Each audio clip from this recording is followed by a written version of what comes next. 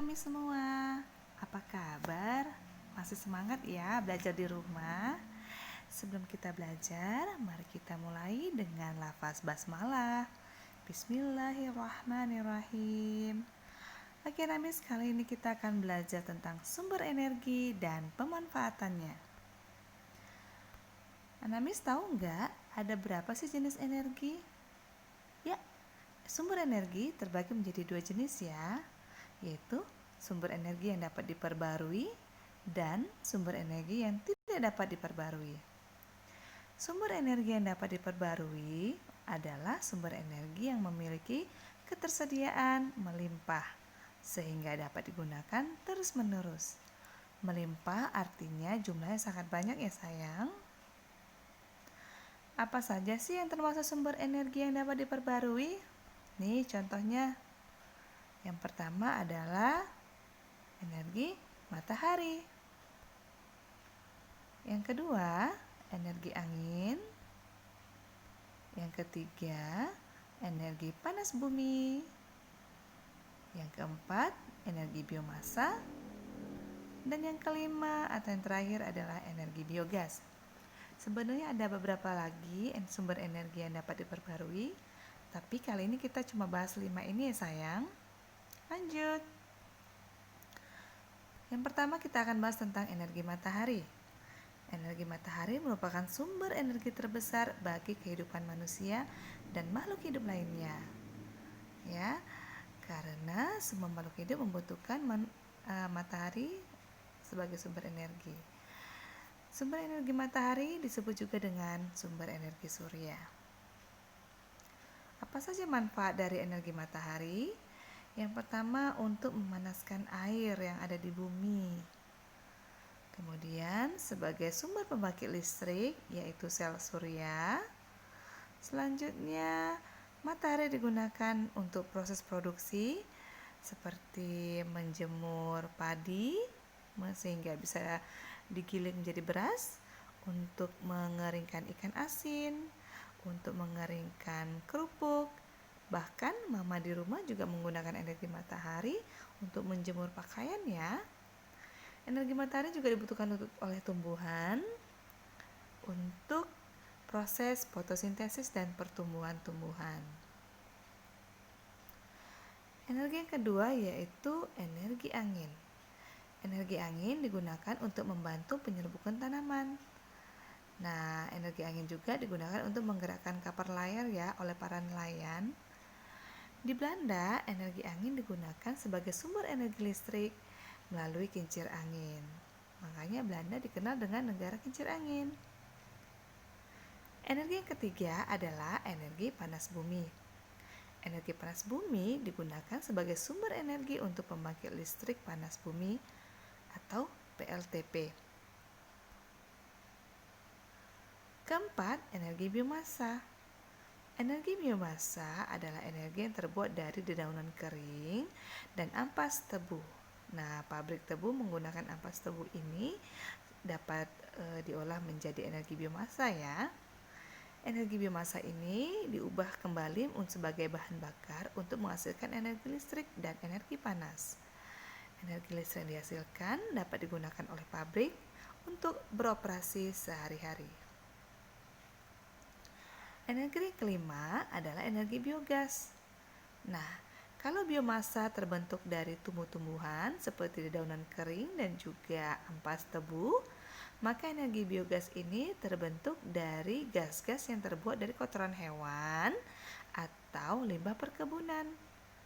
Nah, energi biogas ini itu digunakan sebagai sumber pembangkit energi listrik. Selain itu, ampasnya digunakan sebagai pupuk ya. Bisa kalau dia dari kotoran hewan jadi pupuk kandang, dan kalau dia dari sisa limbah dijadikan pupuk kompos. Nah, itu dia ya.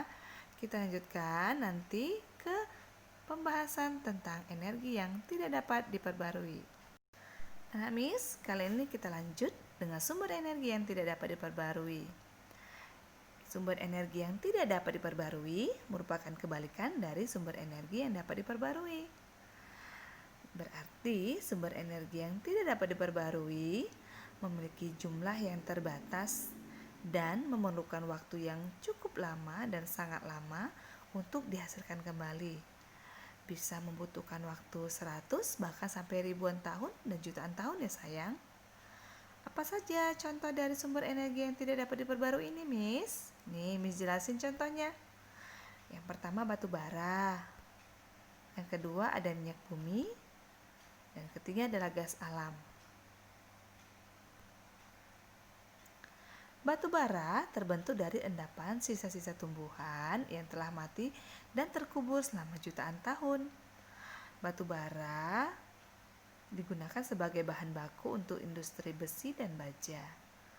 Batu bara juga merupakan sumber energi untuk pembangkit listrik ya sayang.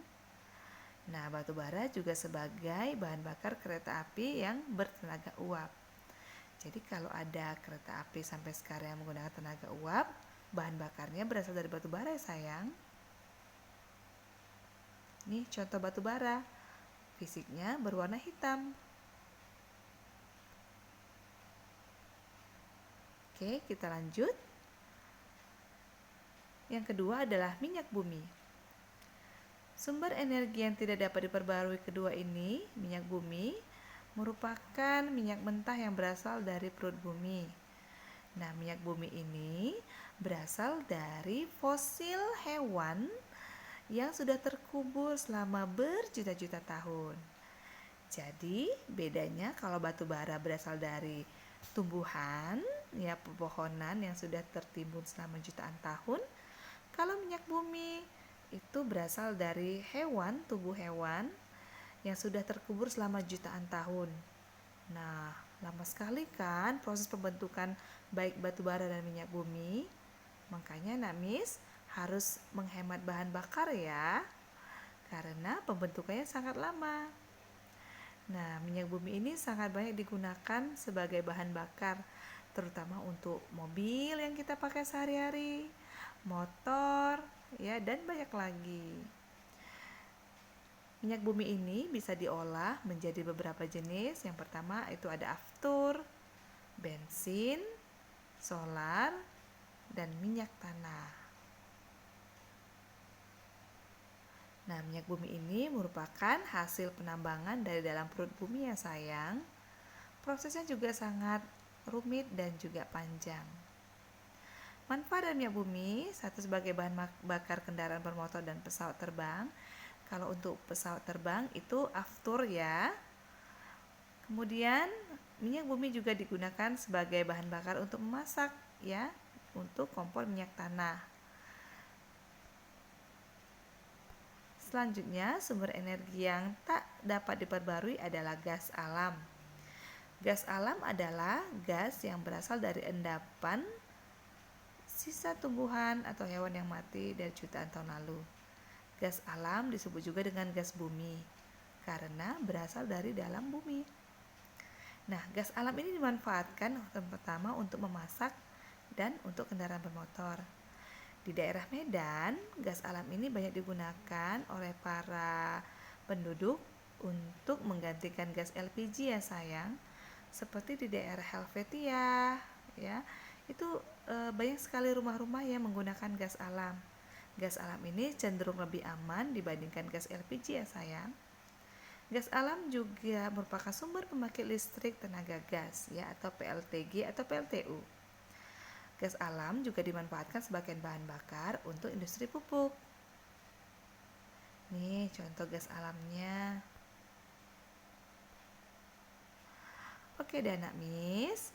Demikian penjelasan Miss Ika tentang sumber energi yang dapat diperbarui dan sumber energi yang tidak dapat diperbarui. Apapun itu, kita harus tetap berhemat. Walaupun jumlahnya banyak, tapi kalau kita gunakan secara boros, ya kita juga akan merugi sayang. Apalagi minyak bumi. Minyak bumi merupakan sumber energi yang masih paling dominan digunakan oleh seluruh manusia. Makanya kita harus berhemat supaya anak cucu kita nanti bisa menikmati minyak bumi. Tugas anak Miss Ika adalah belajar dengan giat dan rajin supaya Nak Miss bisa menjadi seorang inventor yang bisa menggantikan energi dari bahan bakar minyak bumi ini.